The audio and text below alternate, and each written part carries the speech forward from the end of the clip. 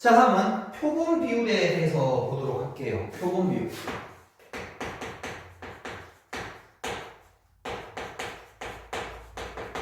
이게 지난 교육 과정에 살짝 또 빠졌다가 다시 또 들어왔는데 뭐 크게 어렵진 않습니다. 똑같습니다.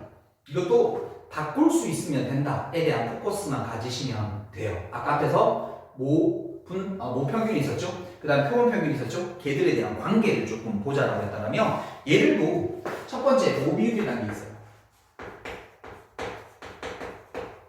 모집단 안에서 특정 사건이 일어날 비율이라는 뜻이거든요. 확률이에요, 확률이다. 우리 보통 그거를 P라고 표시해요. 뭐 예를 들어서 한 500명의 우리 학교 학생이 있는데 그 중에 안경 쓴 학생이 예를 들어서 150명이다. 그럼 500분의 150이 우리가 저거를 모비율이라고 이렇게 얘기를 하는 거예요. 이렇게. 됐죠? 근데 거기에서 표본 비율이라는 게 있겠죠. 그럼 뭐냐면 표본들 안에서 그 똑같은 특징을 가지고 있는 거. 쌤이 이 중에서 100명을 끄집어내도록 할게요. 100명을 끄집어냈다고 칩시다.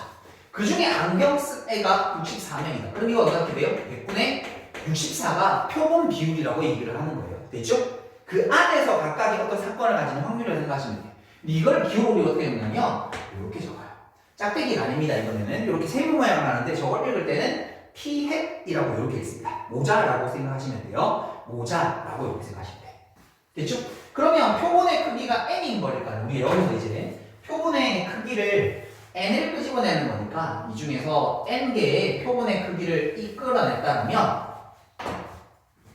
그 중에 내가 원하는 사건의 변수를 x를 이렇게 집어넣으면 요게 지금 뭐가 되는 거예요? 표본 비율이 되는 거예요. 됐죠? 그래서 사실은 요거를 이렇게 바꾸게 되면 n분의 1x라고 바꾸게 되면 아까 앞에 있는 x라는 녀석에서 그거를 사건으로 봤었으니까 이게 마치 뭐가 되냐면 1차식에 대한 어떤 느낌으로 오른쪽에 보면 개념 플러스에서 정리해 놨었습니다. 그랬죠? 근데 뭐 우리는 사실은 이거를 이항 부포로도 풀 수 있고 그거 보면 이항 부포로 정리해 놓고 막 그렇게 하는데요. 지금 그렇게 하게 되면 여러분 헷갈리실 테니까 쌤이 그냥 온리 표본 비율에 대한 포커스로 맞춰 설명을 드릴 거예요. 그럼 우리 여기서 또 필요한 게 뭘까요? 그렇죠? 이 표본 비율들에 대한 평균과 됐죠? 그 다음에 표본 비율에 대한 분산과 표본 비율에 대한 표준 편차가 궁금한 거예요. 됐죠? 표본 비율의 평균. 이거를 표본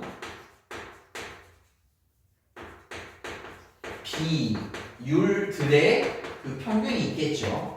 각각 표본이 하나 아니라 그랬을까? 여러 개가 있을 거 아닙니까? 우리 그 녀석들을 다시 통계를 내야 되는 거죠. 그 표본 비율들에 대한 분산, 그 표본 비율들에 대한 표준 편차. 근데 그게 뭐라고? 앞에서는 모평균과의 관계를 보자고 했어요. 우리 모비율과의 관계를 바라보는 거죠. 그래서 여기를 이제 외워야 되는 거야. 그럼 이거 뭐예요?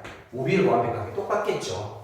됐죠? 모평균이 똑같은 것처럼 내가 어떤 표본들에 대한 평균을 딱 냈더니 우리나라 전체 평균 시장이 170인데 내가 구한 거는 165라고 치면 맞지 않는 거죠. 똑같이 이루어져야 되겠죠. 그러니까 당연히 모비율과 표본 비율들에 대한 전체 값을 평균 내게 되면 똑같은 값이 나와야 될 겁니다. P가 그대로 나오게 됩니다. 됐어요?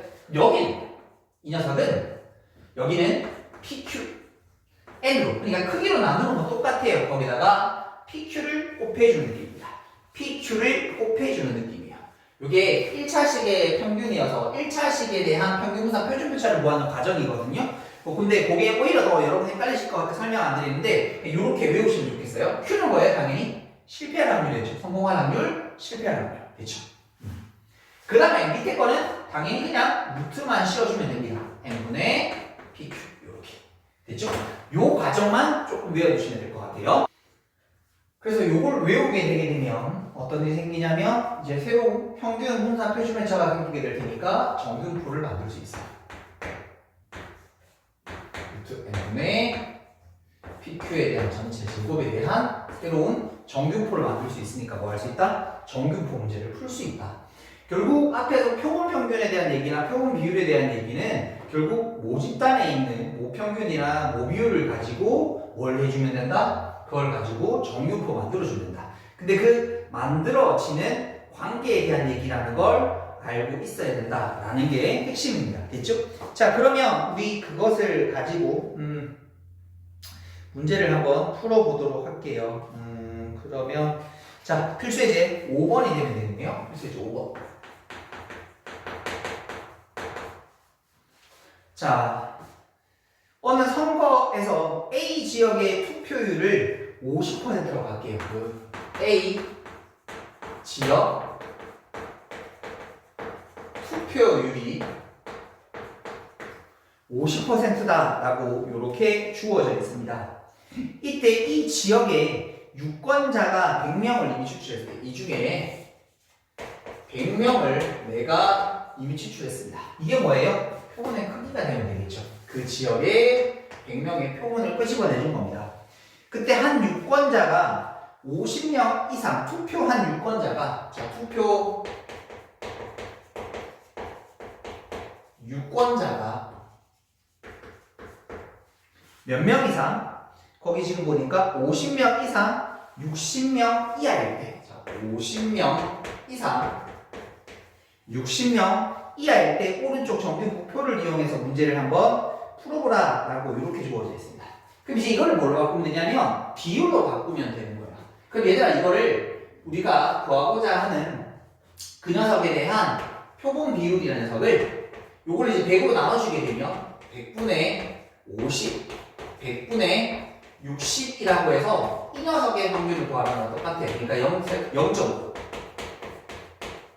그 다음에 0.62. 그 표본 비율이 요만큼 되는 확률을 구하라고 할 테니까 우리 제일 중요한 건 뭐예요? 그렇죠. 우리의 새로운 정규분포를 만들 수 있으면 된다. 그럼 앞에서 얘들아, 우리가 모 비율이 얼마였었어요? 0.5인 거니까 그대로 따라가 주시면 되고, 거기에다가 실패할 확률 0.5에다가 우리가 표본의 크기 100으로 이 녀석을 나누어 주시면 된다.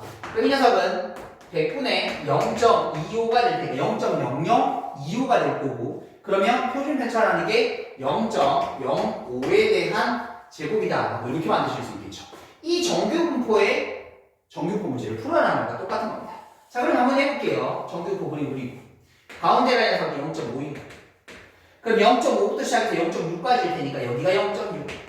이거 넓이 구하라는 거네. 그럼 뭐 시키면 돼요?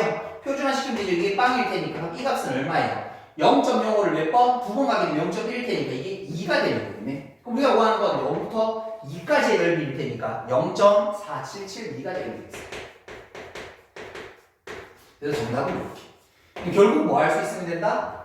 새로운 정규 분포를 만들 수 있으면 된다. 앞에 있던 모집단에서와의 관계를 가지고 잡아낼 수 있으면 문제를 풀어볼 수 있다라는 녀석인 겁니다. 자, 여기까지 정리 한번 해보도록 할게요.